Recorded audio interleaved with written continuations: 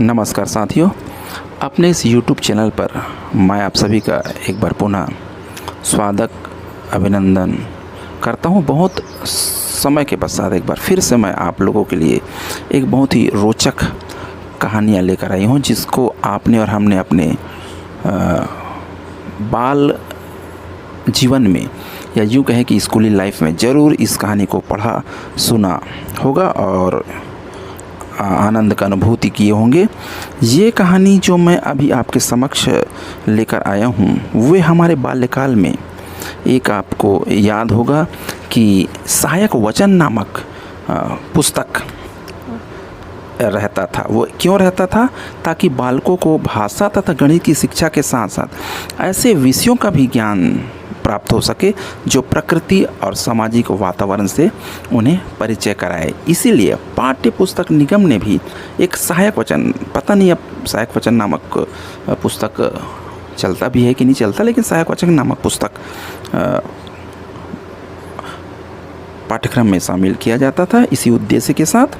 और इसी कड़ी में मैं आज आपको पंचतंत्र, तो पहले पंचतंत्र के बारे में। पंचतंत्र संस्कृत साहित्य का प्रमुख कथा संग्रह है। इसका अर्थ होता है वह पुस्तक जिसमें 5 तंत्र भाग हो। आपको विदित होगा पंचतंत्र की रचना 300 ईस्वी के लगभग आचार्य विष्णु शर्मा ने की थी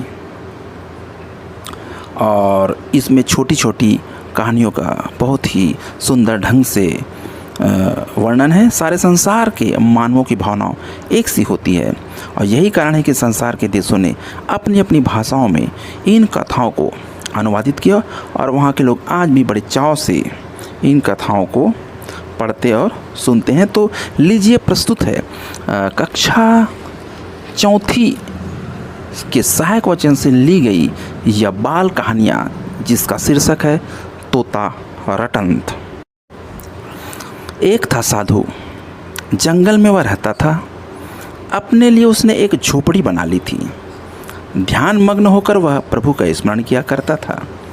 एक दिन जब उसने आंखें खोली तो देखा उसकी झोपड़ी पर एक तोता बैठा बैठा काँप रहा था। साधु को दया आई और वह समझ गया कि किसी शिकारी से घबराकर वह यहाँ आया है।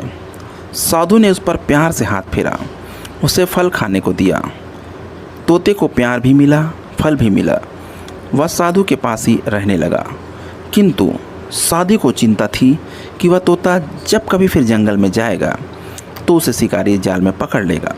साधु ने सोचा इसे कुछ सिखा देना चाहिए ताकि तोते को इसकी